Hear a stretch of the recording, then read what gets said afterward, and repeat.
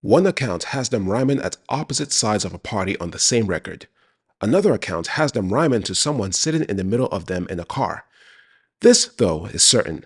A mutual friend introduced William Hines Jr. from Brooklyn, New York, and Andre Weston from Teaneck, New Jersey, both English majors at Virginia State University, to each other as potential rhyming partners. That was the 1988-89 school year, as freshmen. By the 1990-91 school year, Hines as Skoob, books spelled backwards, and Weston as Dray, or Crazy Drazy, were known as primed entertainers who showcased their collective talent at school competitions and sorority parties, and they had taken upon a group name, combining the first letters of the phrase Dray and Skoob with the abbreviation of the word EFX, Das EFX. The moniker was appropriate for a duo that developed under unique circumstances. They were both from the northeastern United States, or more specifically, the New York metro area, but were now isolated from their respective hometowns. Indeed, the college students were now further down the East Coast, in an HBCU, at a place that used to be the heart of the Confederacy, but was now gradually developing into an area of the southeastern United States better known as the Mid-Atlantic. The only taste of home was acquired when back on school breaks. So, ultimately, Das EFX, surrounded by a different kind of blackness, created a rhyming style that was neither as straightforward as the rhyme-slinging antics of MCs like Rakim, nor as knowledge-packed as groups like Brand Nubian. It was explosive, exciting, and elastic, with extra emphasis on wordplay. It was unlike anything that was around at the time. And a wider audience was bound to hear it, starting from a talent show in around January or February 1991 at a spot called Club Tropicana in the Commonwealth's capital city of Richmond, about a 30-minute drive from VSU.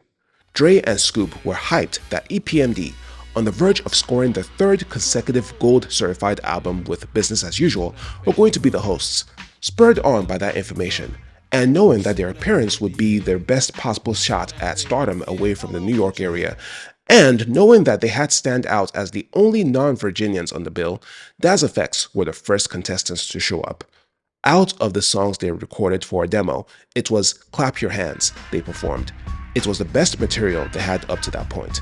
A guy named Dex, hailing from the same Crown Heights neighborhood where Skoob had grown up, had produced the track, and since Das EFX didn't have the instrumental on hand, they rhymed over the demo tape they brought in, beat, vocals, and all. The less than ideal situation, however, didn't prevent Das EFX from shining through with their captivating collage of bouncing syllables and unpredictable flow of words. By the end of the event, Das EFX were ahead on the scoreboard. Only 1 point separated them from their closest rivals, a duo of twins. But then something totally unexpected happened. One half of EPMD, Parrish Smith, or PMD, leaned over to whisper something to the club announcer, who then proceeded to declare the twins the winner. Dray and Skoob were stunned, and they would have remained so if Parrish Smith himself hadn't immediately floated over to them with the offer of a lifetime. Yo, what would you guys rather have? A record deal or $100? Well, that was a no-brainer. And so it was that the pair of college juniors obeyed PMD's orders to follow him backstage and begin a new future. No word, by the way, on what happened with the twins. And $100.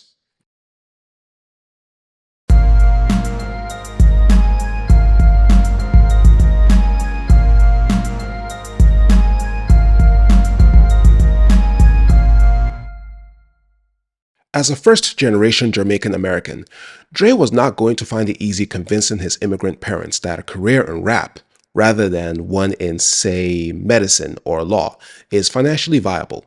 His father initially thought he might be at least better off in reggae, but Dray and his partner, Skoob, were not wavering. They were serious about this venture with EPMD's management company. They were dead serious. And to show how dead serious they would complete their junior year and forego their senior year, 1991 to 92, to accomplish a two-part goal. PMD promised to get them a record deal if Das EFX could produce 9 more songs like Clap Your Hands. That summer of 91 was spent in New York, recording in Brooklyn, as well as at EPMD's production headquarters in Long Island with Skoob's neighborhood and high school friends Chris Charity and Derek Lynch, who had racked up enough production credits to establish themselves as a legitimate beatsmithing duo by the name of Solid Scheme. As for record labels, there were two serious contenders. Jive Records was already a veteran in the rap game, with signees that ran the regional and stylistic gamut, most notably Boogie Down Productions, DJ Jazzy Jeff and the Fresh Prince, Too Short, and The Tribe Called Quest. East West Records America, revamped the previous year as an imprint of Warner-owned Atlantic Records, was comparatively unproven. But Das EFX got suspicious when Jive's A&R was courting them simultaneously with a similarly quirky group named Fushnikins. And when they felt that their style was rubbing off on the trio from Brooklyn, Dray and Skoob went cold on Jive. It also helped that East West had as president and CEO Sylvia Rohn, a woman with decades of experience marketing black music, as well as DJ Clark Kent in the A&R department. So, to East West Das EFX went in October 1991 for a 4-album deal, around the time their schoolmates were back in VSU for their senior year, and by then, perhaps in response to a recently Jive-signed Fushnikins, the duo had further honed their rhyming style. The flow was now faster-paced and more raga-esque, with the prefix Iggedy and its variants occasionally fused to words at the beginning of bars to create a fascinatingly stuttering effect. And their style now had a name, formed out of their self-designation as underground artists ready to explode to the top: Sewer, or Sewage. The Liggedy legend of the Sewage style began when Day One Effects dropped as Das EFX's debut single on January 28, 1992, when VSU seniors were back for their spring semester. It was the only triggedy track for the upcoming 10-track LP the duo had priggedy produced. Dray and Skoob were brave souls for sampling James Brown, more specifically the funky twang of Blind Man Can See It, at a time when the godfather of soul pillage was getting piggedy played out. Indeed, the next top 40 pop hit in rap to use a James Brown sample would be 11 years later when hip-hop was hitting its commercial peak, with Joe Budden. Yeah, you higgedy heard that right. Day One EFX was a top 40 pop hit, making it as far as number 25 on the Biggedy Billboard Hot 100. It was off to the races for the duo, who further fliggedy flesh out the beats with the underlying howling of Malcolm McLaurin and the world's famous Supreme Team's Buffalo Gals, and stiggedy stitched together for the hook, vocals borrowed from PRS-One in Boogie Down Productions' Breath Control 2, and Eric Sermon in EPMD's The Underground. Day One EFX is Diggedy-Das EFX's signature song, literally and figuratively.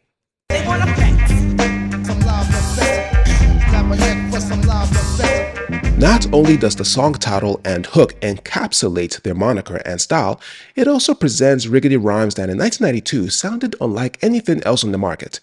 In addition to a stuttering effect that stretched out syllables, words, and phrases from one bar to the next, and the unison of Dray and Skoob's voices, the verses are chickadee chock-full with references to Christmas songs, Golden Age Hollywood, fairy tale and TV characters, food brands, nursery rhymes, cartoons, rock and roll artists, and yes, weed, among others, to weave together their freestyle-friendly rhymes. It might all sound like gibbety gibberish at face value, but Das EFX actually uses these references as a creative way to describe certain scenarios or deliver punchlines. For instance, check out the snippet, which finds Dray encouraging Skoob to recount the time he had to riggedy rough up some neighborhood kids using euphemisms in place of curse words. The books get on your walk and spark that old sticks. Shit tracks and double tracks and swiggity smacks some wins, kids. The boogity woogity Brooklyn boys about to get a hit. It was cool to both the Hard Knocks and the Boondocks. In addition to his piggedy pop success, Day One EFX topped the Billboard Hot Rap Singles chart. But the higgedy height of its mainstream symbolism might have been not on the charts, but rather in a third season episode of Beverly Hills 90210, in which hip-hop inclined David Silver, Bliggedy played by Brian Austin Green, recites lyrics from Day One EFX, and that had to be one of the wiggedy widest shows around at the time. At a time when hip-hop still felt like a novelty, and you'd have to be darn near MC Hammer or the Fresh Prince to get that sort of recognition. That was a higgedy huge deal. And that happened without sellout accusations hurled Das EFX's way.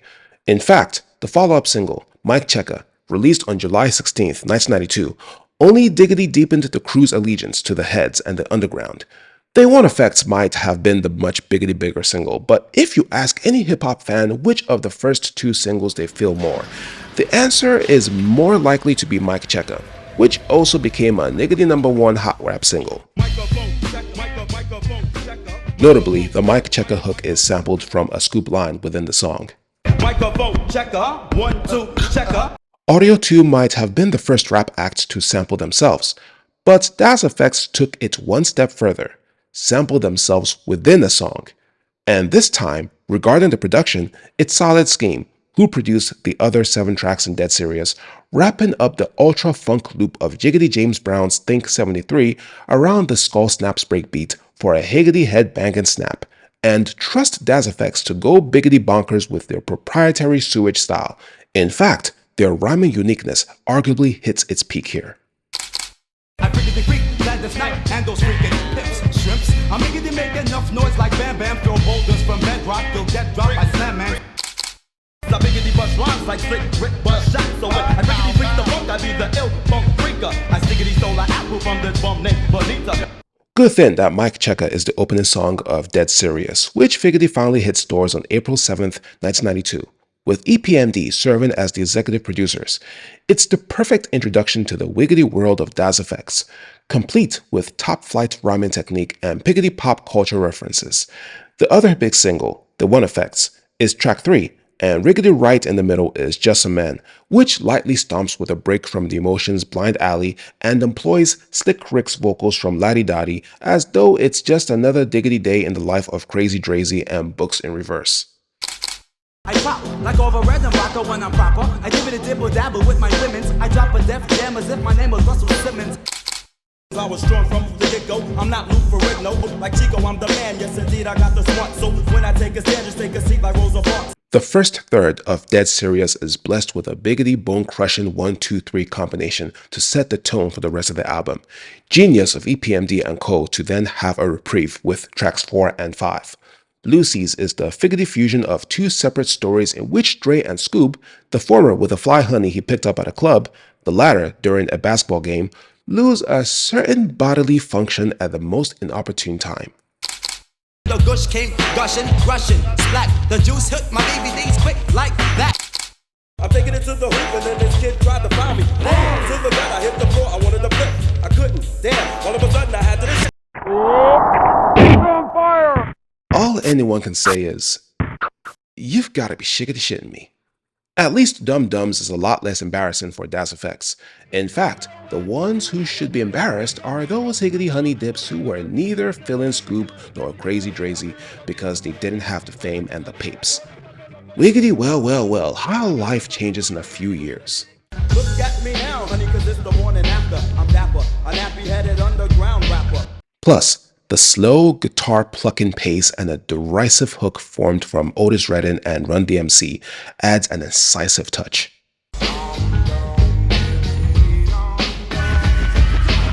Dray once expressed regret that he and Skoob didn't get to do more storytelling songs, which, in a sense, is understandable. A little figgedy further into their career. 2 out of 10 tracks ain't bad. Besides, Hard Like a Criminal, the B-side to Dead Serious' last single, Straight Out the Sewer, contains material that's too dark to have been included on the album itself. Dead Serious is a liggedy light-hearted affair, which could have been interrupted by a song that involves the crossing of paths of 2 black men of different paths that ends up badly. Better suited than any of their next 2 albums, quite frankly. But biggedy back to Dead Serious. The second half is not nearly as captivating as the first, but it's arguably just as strong. East Coast, which Priggedy primarily gleams with a punchy bass line, a Wilson Pickett snippet, and the undercurrent of ESG's UFO over the Skull Snaps drum break, is an exhibitionary piece of what the duo's home region has to offer in response to an emergent West Coast, headed by Ice Cube and NWA. Solid Scheme makes If Only leap and explode with intermittent horns and jazzy piano sprinkles as Das EFX unleashes dizzying rhymes wrapped around a hook fashioned out of a nursery rhyme monologue from a big band compilation LP, and Slick Rick. So hickory dickory dock, diggity don't you wish? If only it sounded like this. Like this. Brooklyn to Teaneck, named after the duo's respective hometowns, feels like a cute tribute to the EPMD collective, the hit squad, that Dray and Skoob joined, as well as to each other. A higgedy hook made from EPMD and Redman vocals glide between 3 verses, each of which has the mic pass from Skoob to Dray, Both expertly ride within the funky frame upon the chassis that's the Papa Was 2 drum break. I dippity drop runs, smoke blunts, then drop my zipper. I biggedy pass the biggedy microphone to my hot damn, higgedy here I am, check it mister. I'm ripping the track to shreds, you'll get dead from my vista. Fury. The last two tracks feel like EFX is ready to giggedy get out of Dodge before they really start to run out of steam. The inclusion of Clap Your Hands, the track that gave the duo their big break, almost feels obligatory due to its significance, as well as feels a bit dated because it had been riggedy recorded at most 2 years before the other tracks. Still though, how could anyone dismiss the rhyming technique, including the tiggedy tongue twister in it? So hey, how much wood could a woodchuck chuck if a woodchuck could chuck? You know the rest. Straight Out the Sewer, which became Dead Serious' last single on November 16th, 1992, and became a top 5 hot rap single, would have not made it if Diggedy Dre hadn't mumbled a line to himself several times over in a bout with studio exhaustion and the effects of what EFX referred to in They Want Effects as Sensimilla. That line became the hook, and the name of the song. Befittingly, Straight Out the Sewer spiritually feels like a loop, a summary of the entire experience, mercifully tiggedy taught at 39 minutes with one of the greatest condensations of rhyming ever known to man. EFX's efforts paid off. The summer brought them gold plaques from the RIAA for sales of They Want Effects and Dead Serious. The album would be upgraded to platinum by early '93. Up to that point, no one from the hit squad, including EPMD themselves, had attained such milestones. Sure beats walking that graduation aisle at VSU, doesn't it?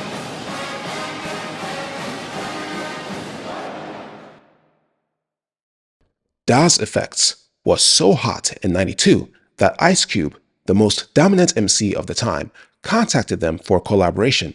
The result ended up on his third album, The Predator, which was released in November 1992. When the song, Check Yourself, was released as a single in the summer of 1993, with a music video as the sequel to the one for Cube's first ever top 40 pop hit, It Was a Good Day, it not only peaked at number 20 on the Hot 100, but it also further legitimized the presence of EFX in hip-hop culture as rhyming innovators. And oh, Check Yourself generated the famous catchphrase, complete with the duo's tongue-twisting signature, of course.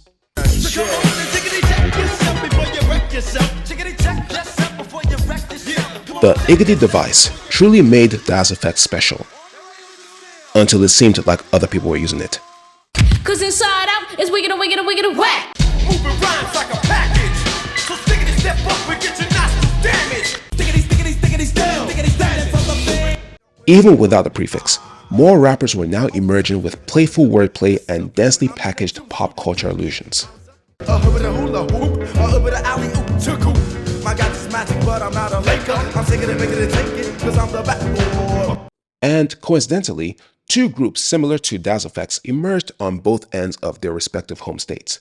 From New York emerged the aforementioned Fushnikins, and from New Jersey emerged Lords of the Underground. It used to be that Biden was rap's cardinal sin.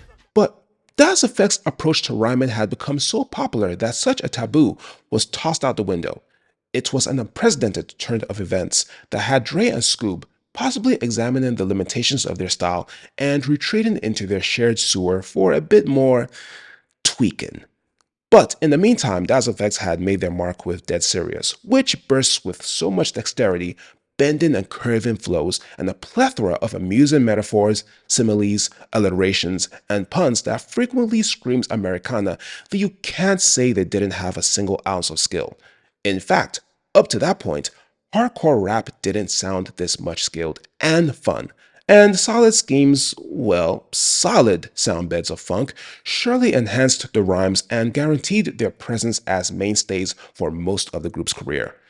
Yeah, sure, EFX's lyrical style pigeonholed them within the space of a year, and some of their rhymes occasionally sacrificed clarity for technique.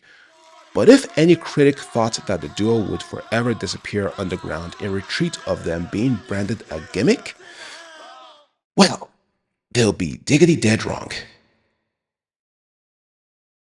Thanks for watching. For those new here, welcome to Rap Perspective. For the Rappleheads, I greatly appreciate your support. Don't forget to like, comment on, and share this video, and make sure you subscribe to the channel.